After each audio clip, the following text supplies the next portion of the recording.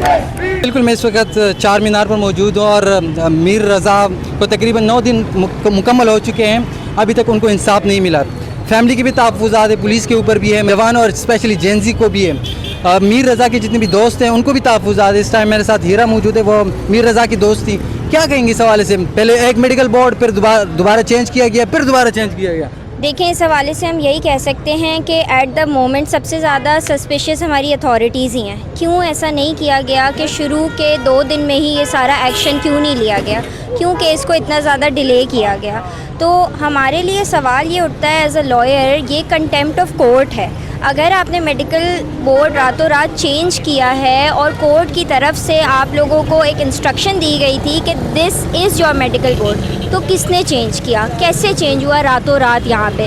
So definitely authorities کی طرف سے ہم تو نہیں دیکھ پا رہے ہیں کہ کیس کو ایسکیلیٹ کیا جا رہا ہے، بلکہ سوالیہ نشان اٹھائے جا رہے ہیں۔ پوسٹ مارٹم بھی جب آیا تو 14 مسٹیکس آپ کی ہی پولیس سرجن نے اس میں اٹھائیں، تو آپ لوگ کر کیا رہے ہیں؟ باڈی آپ نے نہیں ڈھونڈی۔